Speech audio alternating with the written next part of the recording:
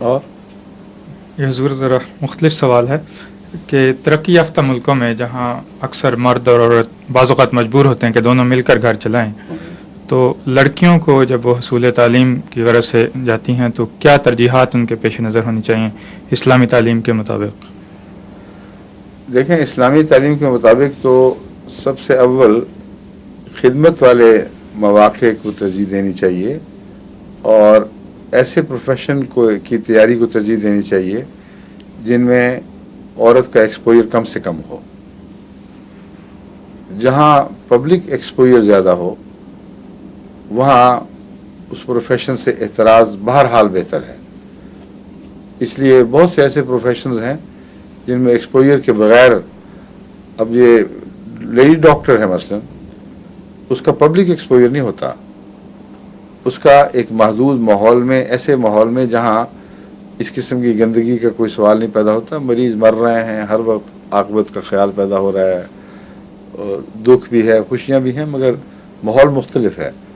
وہاں اگر کوئی خطرہ ہے تو ان پرائیویٹ مجالس میں ہیں جہاں لیڈی ڈاکٹر اور ڈاکٹر اکٹھے ہو کر بیٹھ کر گپ شپ لڑاتے ہیں یا اکٹھے پروگرام بناتے ہیں، چلو فلاں جگہ جائیں فلاں جگہ جائیں. وہاں سے احمدی لیڈی ڈاکٹرز کو اعتراض کرنا چاہیے، کیونکہ وہ پروفیشن کی مجبوری نہیں، وہ سوشلائزیشن ہے.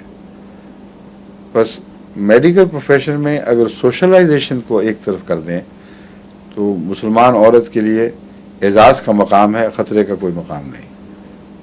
اس لیے میں کہتا ہوں بے شک کریں. ٹیچرز ہیں، ان میں بھی ایک ایسا فاصلہ ہوتا ہے طلباء کا اور ٹیچرز کا، اور ٹیچر کا مزاج ہی ایک الگ بن جاتا ہے. اس میں ایکسپوجر میرے نزدیک کم سے کم ہے باقیوں کے مقابلے پر. اس لیے وہاں بھی غالباً اگر چننا پڑے تو کوئی حرج نہیں ہوگا. اور تعلیم ویسے ہی ایک العلم و علمانے کے اندر یہ دونوں باتیں آ رہی ہیں. ایک بدنی شفا اور دوسرے علم کی ترویج، یہ دونوں باتیں ان دو پروفیشن سے تعلق رکھتی ہیں. اس لیے مزید تقویت ملتی ہے میرے استدلال کو کہ اچھے پروفیشنز ایسے ہیں جن میں عورت کو، اہم مسلمان عورت کو ترجیح دینی چاہیے. پھر اس کے بعد آ جاتا ہے وکالت. وکالت کے میدان میں بھی احمدی خواتین کے لیے گنجائش ہے، کیونکہ وکیل کو جو ایکسپوجر ملتا ہے اس میں اس کی عزت، اس کے احترام پر کوئی کسی قسم کا خطرہ نہیں ہوتا، بلکہ وہ ایک ہاکش ایٹیچیوڈ اختیار کرتا ہے وکیل. اور پھر فرمز ایسی ہیں بعض جہاں وکالت کے دفتری ماحول میں ٹیکنیکلی نہایت ہی سنجیدگی کے ساتھ علم سے تعلق رکھنے والے مضامین پر کام ہو رہا ہوتا ہے، اور سوشلائزیشن کوئی نہیں دیکھی ہم نے کہیں. سولیسیٹرز کی فرمز میں یا وکلاء کی فرم میں مجھے تو کوئی مثال نظر نہیں آئی کہ سوشلائزیشن ہو رہی ہو. تو وہ حصہ بھی محفوظ نظر آتا ہے. پھر بعض ریسرچ کے میدان ہیں، ان میں پیورلی ریسرچ اسکالرز کے طور پر احمدی خواتین بہت کام کر سکتی ہیں. تو یہ پروفیشنز ہیں جو بڑے معزز پروفیشن ہیں، اور ان کی طرف اگر کیے جائے تو ٹھیک ہے. سیکریٹریل جابز جو ہیں ان میں خطرات رہتے ہیں ہر جگہ، اگرچہ آفس ہے لیکن سیکریٹریل جاب اپنے خطرات سے خالی نہیں ہے. اس لیے اس کو میں سب سے کم ترجیح دوں گا اگر دینی پڑے.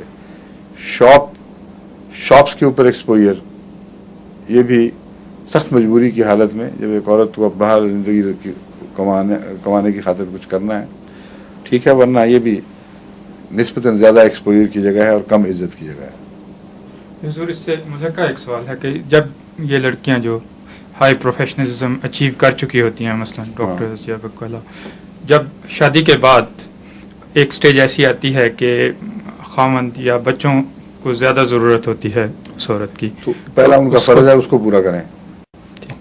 یہ پروفیشن ثانوی چیز ہے. عورت کا پروفیشن اولیت نہیں رکھتا، عورت کا علم اولیت رکھتا ہے. اس لیے قطعاً کوئی حرج نہیں کہ علم حاصل کرے عورت، کیونکہ وہ برابر کا حق ہے. علم کی ترویج تو دین کا حصہ ہے، اور قرآن کریم نے بھی دیکھیں علم پر کتنا زور دیا ہے. اس لیے علم کے حد تک عورت کو نہایت اعلیٰ تعلیم دلوائی جائے تو ہرگز مذائقہ نہیں ہے. چند دن پہلے بوسنین لیڈیز کے ساتھ جو سوال جواب ہوئے تھے، وہ یہاں تشریف لائی تھیں، تو اس میں انہوں نے یہی سوال اٹھایا تھا کہ آپ جب یہ کہتے ہیں کہ مرد کو ہی گھر چلانا چاہیے اور ذمہ دار، اور یہی بہترین طریقہ ہے گھر چلانے کا، اس سے گھر کا بھی امن رہتا ہے، عورت کو ان امور کی طرف توجہ کا موقع مل جاتا ہے جس کی خاطر اس کی تخلیق کچھ مرد سے مختلف ہے، یعنی گھرداری، بچوں کا خیال، آئندہ نسلوں کی تربیت. تو پھر آپ علم پہ کیوں ساتھ نہ زور دیتے ہیں کہ انجینئر بھی بنے عورت، ڈاکٹر بھی بنے یا اور دوسری چیزیں. تو میں نے کہا علم پر اس لیے زور دیتا ہوں کہ علم کے بغیر اس عورت کی شخصیت نہیں بنتی برابر کی جیسے کہ مرد کی ہونی چاہیے، اور اسے احساس کمتری رہتا ہے. صرف ایک خطرہ نہیں ہے بلکہ مرد کو پھر گھر میں کمپینین شپ نہیں ملتی، اور ایسے مرد کے بہک جانے کا زیادہ خطرہ ہے جس کو گھر میں روٹی پکانے والی اور بچے کی مشین تو میسر ہو مگر ذہنی رفاقت میسر نہ ہو. تو من ازواجنا قرۃ اعین جو مضمون ہے اس کا علمی اور شخصی لحاظ سے اور مزاجی لحاظ سے ہم آہنگی سے تعلق ہے، یعنی ایک تعلق یہ بھی ہے. اس سے پتہ چلا کہ ہر انسان کو اگر تعلیم یافتہ ہے تو کوشش یہ کرنی چاہیے کہ اپنے علم کے مزاج، اس کے ذوق، اس کے معیار کے مطابق اگر کوئی احمدی بچی مخلص مل جائے تو اسے کمائی کے ذریعے کے طور پر استعمال نہ کرے، اسے کھلا چھوڑ دے، گھر میں آزادی کے ساتھ اپنے علم میں ترقی دیکھے، اس کی مدد کر سکتی ہے، بسا اوقات اس کی مددگار بن سکتی ہے علمی لحاظ سے، اس کے کام کے لیے ٹائپ کر سکتی ہے، اس کی تھیسس بنا سکتی ہے، خود اپنے آئیڈیاز. لیکن زیادہ تر تعلیم یافتہ ماں زیادہ اچھی نسل کی پرورش کرتی ہے.